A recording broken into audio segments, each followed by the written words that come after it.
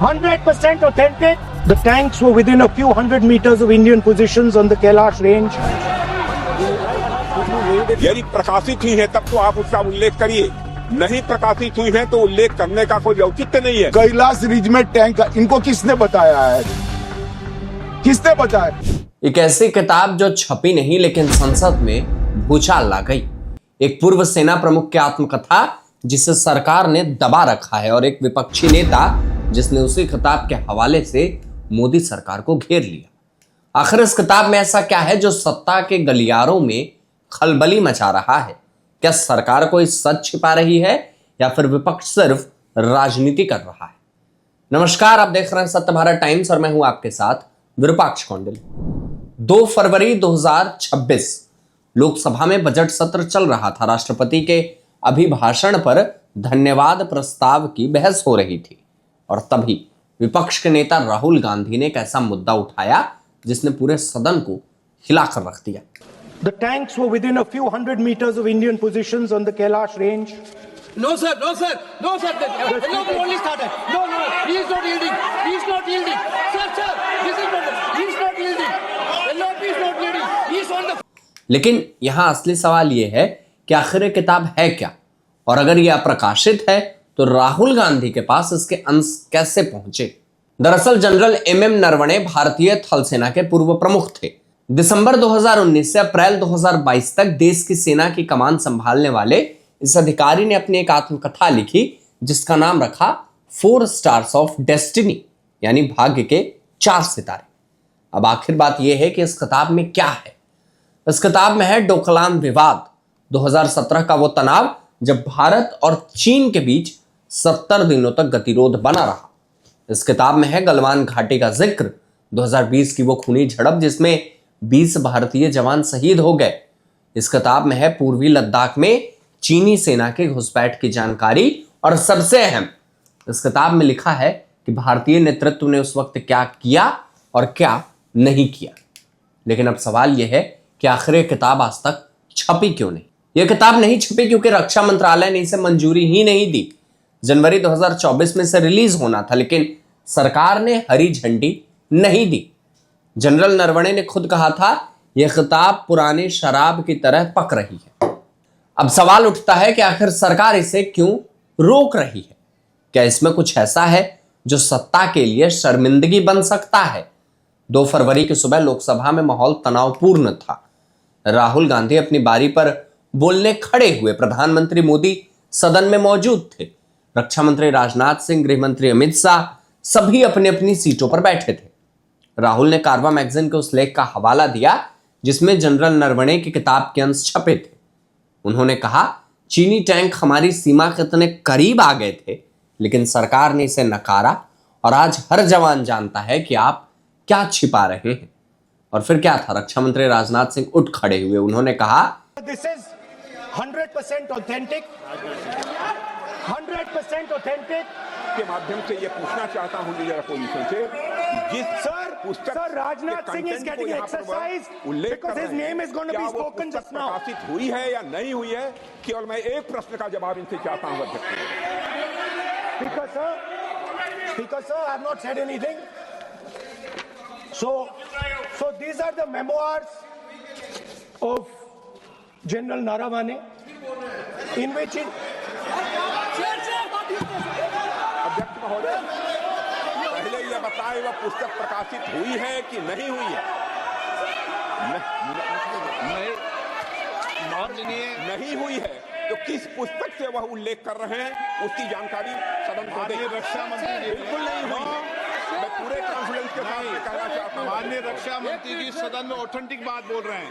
वो ये बोल रहे हैं कि इस पुस्तक का प्रकाशन हुआ है नहीं हुआ, उसका जवाब दे दें आप। और आप सदन के अंदर उन चीजों को मेंशन नहीं कर सकते। नो आप खुद वर्षों तक संसद सदस्य रहे, किताबों पर, अखबारों पर, उनकी कटिंग पर यहाँ पर चर्चा नहीं होती। मैं बोलता हूँ सर, आप सदन में विपक्ष के नेता हैं, आप बोले, लेकिन कैरावैन वो विषय को बोलेंगे। ये नारावाने जी की जो किताब है संबोधित करते हुए उसके बारे में एक्सपर्ट एक्सर्प्ट्स हैं। उसमें प्रधानमंत्री के बारे में, रक्षा मंत्री होने राजनाथ के सिंह नाते जी के बारे में क्लियरली कुछ लिखा है, मैं वो हाउस को बताना चाहता हूँ। जिस पुस्तक की यह बात कर रहे हैं वह पुस्तक आज तक कभी प्रकाशित हुई ही नहीं है, जिसका वह उल्लेख कर रहे हैं। मैं कह सकता हूँ हमें बोलने दो। क्या प्रॉब्लम है? जो किताब जब नहीं ऐसा नहीं है। सर। जब माननीय रक्षा मंत्री जी ऑथेंटिक बोल रहे हैं कि किताब प्रकाशन नहीं हुई है। Sir, Honorable LOP just started the speech. He is trying to quote a magazine report. In this parliament, there are precedents to quoting a magazine. If anything is wrong, Radha Singh ji can reply after his speech, sir. Sir, they are disturbing the opposition leaders. अध्यक्ष जी, We cannot वो agree, sir. Magazine की report है, नरवणे जी ने नहीं No, कहा, इतना magazine बोल is they. quoting. He's quoting the एक magazine. रिपोर्ट पर बोले कि He's quoting the नरवणे ने नहीं कहा है। magazine. He's quoting the magazine. रक्षा मंत्री जी इतना ही कह रहे हैं कि नरवणे जी की पुस्तक को आप रिफर कर रहे हो तो वो प्रकाशित हुई या नहीं हुई, वो स्पष्टता करें। नरवणे की रिपोर्ट नहीं है, नरवणे का पुस्तक नहीं है, इतना स्पष्टता करे। मैगजीन तो कुछ भी लिख सकता है। माननीय सदस्यगण, वन सेकंड, माननीय सदस्यगण, इन सदन की नियम और परंपराएं हैं स्पीकर साहब मुझे बोलने कि दीजिए। अखबार की कटिंग पर सर, अखबार और की कटिंग, अखबार की कटिंग के अलावा उन चीजों पर मेंशन नहीं कर सकते जो कोई ऑथेंटिक नहीं है। ये हमेशा यहाँ की सदन की परंपरा ही है। हाँ, ये स्पीकर सर, ये गारंटीड ऑथेंटिक है। इसमें नारावाने जी ने कहा है कि उनका मेमोआर है, उसे सरकार पब्लिश नहीं होने दे रही है, इसमें सब लिखा है। और मैं सिर्फ इसमें से 5 लाइन पढ़ना चाहता हूं जिसमें नारावाने जी ने राजनाथ सिंह के बारे में और मोदी जी के बारे में बोला है।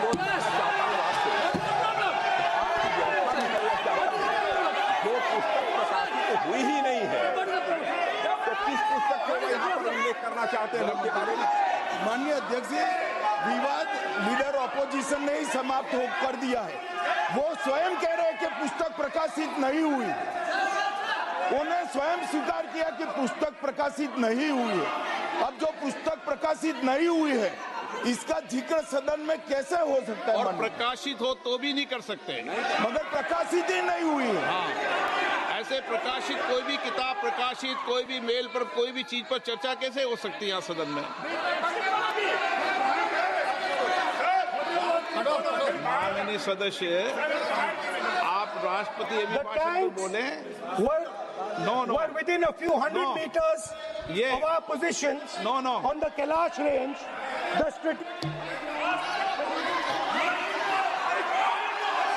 माइक का कंट्रोल,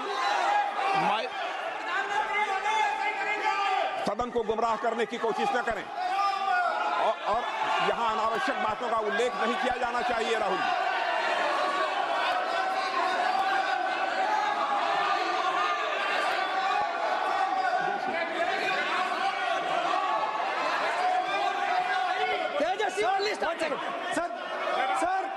सर देखिए, हमारे ऊपर 1 सेकंड प्लीज, हमारी पार्टी के ऊपर 1 सेकंड, हमारी पार्टी के ऊपर मेंबर ऑफ पार्लियामेंट ने सवाल उठाया।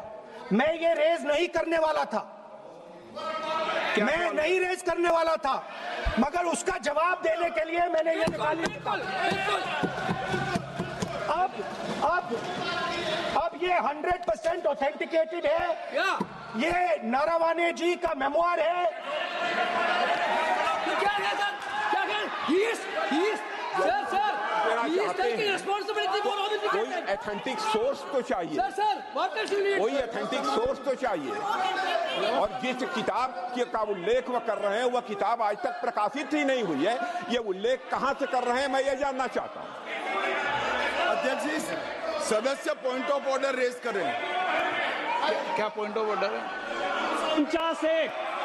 349(1) point 349(1) shall not read any book, newspaper or letter except बोल in दिया, tension. ordinary व्यवस्था दे दी ना। सैटेनिक वर्सेस बैन कर दिया इस कांग्रेस सरकार ने और उस पर चर्चा नहीं किया।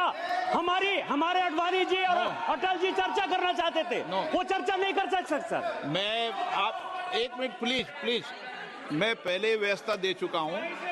आप कोई रूल बुक की मत निकालो, मैंने रूल बुक पढ़ रखी है। ऑपोजिशन बोल रहे सर, हम सुनने के लिए बैठे, आदरणीय प्रधानमंत्री जी भी आपको सुनने के लिए बैठे हैं और ये जो मुद्दा उठा है उसका रूलिंग दे चुके हैं। चेयर से रूल 349 में एक रूलिंग दे चुके हैं। रूलिंग देने के बाद भी ये बार बार फिर से ये पढ़ रहे हैं, ऐसा सदन कैसे चलेगा सर? हम लोगों ने शुरू से कहा आपका भी बात हम शांति से सुनेंगे, हमारा भी आप शांति से सुनना चाहिए। आप नियम ही पालन नहीं करेंगे, चर्चा बहस कैसे हो सकते हैं? इसमें रूलिंग दे चुके हैं चेयर ने कि आप मैगजीन का, न्यूज़पेपर का यहाँ बिना मतलब से कोट नहीं कर सकते, नहीं पढ़ सकते हैं। रूलिंग दे चुके हैं। आज राष्ट्रपति का अभिभाषण पर धन्यवाद प्रस्ताव पर चर्चा हो रहा है। बिना मतलब लीडर अपोजिशन खुद बोलने नहीं चाहते हैं और ऐसा यहाँ व्यवस्था खड़ा कर रहा है जिससे खुद भी नहीं बोलना चाहता है, बाकी को बोलने नहीं देना चाहते हैं। नियम से बहस होना चाहिए ना, सदन नियम से चलता है, सिस्टम है। हम लोग सब चुने हुए प्रतिनिधि हैं, यहाँ किसी के मनमानी से सदन नहीं चलेगा। रूलिंग दे चुके हैं चेयर से। आप बताइए जी, क्या है 349? जी Shall not read any book, newspaper or letter except in connection with the business of the house. The business of the house, very clearly, Tejaswi Surya very clearly given an allegation against the Congress party. Honorable LOP is trying to reply that allegation, telling that you are not nationalist, Indian nationalist, Indian National Congress. माननीय अध्यक्ष जी, As per 349, he has a right, sir. Your ruling is not on the... माननीय अध्यक्ष जी, जो सम्मानीय सदस्य ने कहा वो सत्य नहीं है। तेजस्वी सूर्या ने कांग्रेस के शासन के समय के 4 से 14 के राष्ट्रपति अभिभाषणों का जिक्र किया और उसमें कहा कि इसमें कहीं पर भी इस प्रकार के शब्द मिले नहीं हैं। वो इसको डिस्प्यूट कर सकते हैं राष्ट्रपति अभिभाषणों का रेफरेंस देकर कि भाई 5 के अभिभाषण में है। अरे सुनो ना, अभी आगे सुनो, मुझे सुनो। और 349 को एक कोट कर रहे हैं कि अगर बिजनेस के रेफरेंस में मैगजीन है, आज के बिजनेस का रेफरेंस है राष्ट्रपति का अभिभाषण, महामहिम द्रौपदी मुर्मू का अभिभाषण। वो अभिभाषण के मुद्दे पर कोई आर्टिकल है जिसको वो कोट करना चाहते हैं, वो भी 359 के साथ में पढ़कर कर सकते हैं। एलिगेशन लगाने से पहले यहाँ पर उनको चेतावनी देनी पड़ती है माननीय अध्यक्ष, 24 घंटा पे।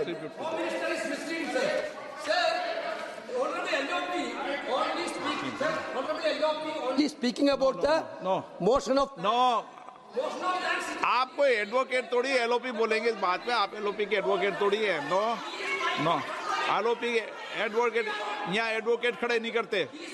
माननीय प्रतिपक्ष के नेता, This article is very connected.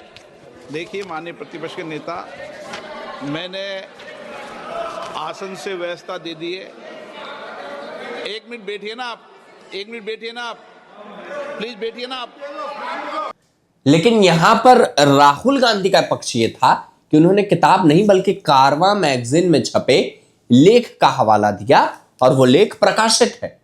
दूसरी तरफ सेना के नियम 1954 की धारा 21 कहती है कि कोई भी सेवानिवृत्त अधिकारी रक्षा या विदेश नीति से जुड़ी कोई सामग्री बिना रक्षा मंत्रालय की मंजूरी के प्रकाशित नहीं कर सकता। तो सवाल यह है, अगर जनरल नरवणे की किताब संवेदनशील जानकारी देती है तो क्या उसका प्रकाशन रोकना सही है?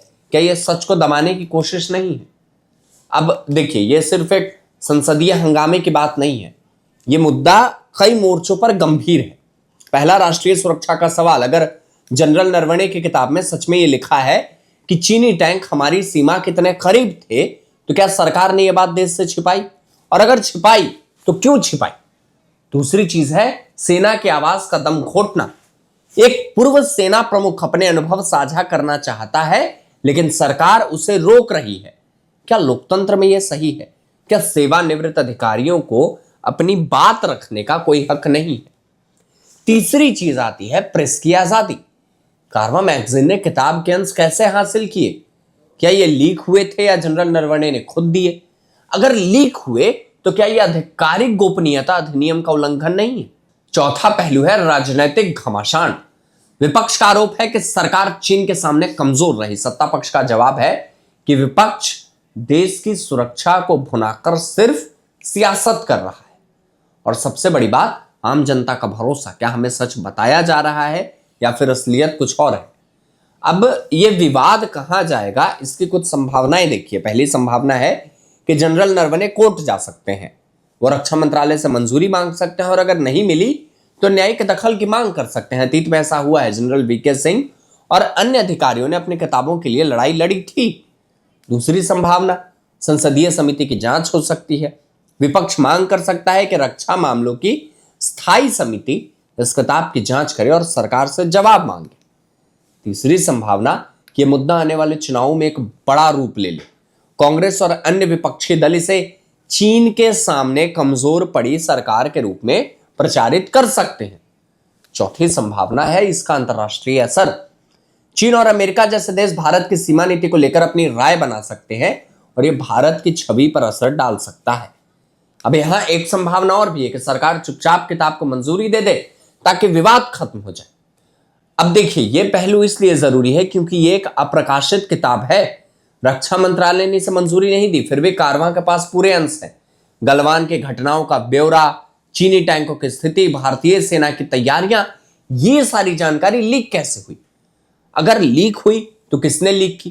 क्या जनरल नरवणे ने खुद ये अंश दिए ताकि जनता तक सच पहुंचे, या फिर किसी और ने यह जानकारी बाहर निकाली?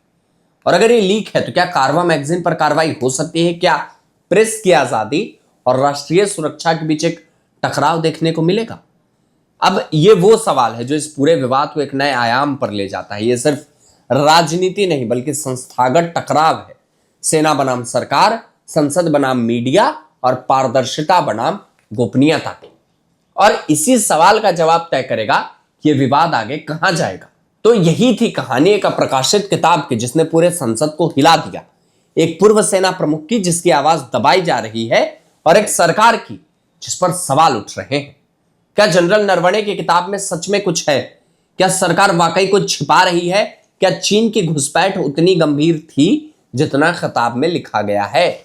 यह सवाल अभी भी बिना जवाब के घूम रहे हैं, लेकिन एक बात तय है कि जब तक यह किताब प्रकाशित नहीं होती तब तक ये बहस जारी रहेगी और जनता का हक है कि उसे सच पता चले, क्योंकि लोकतंत्र में सबसे बड़ी ताकत सूचना है और जब सूचना छिपाई जाती है तो सवाल उठना लाजमी।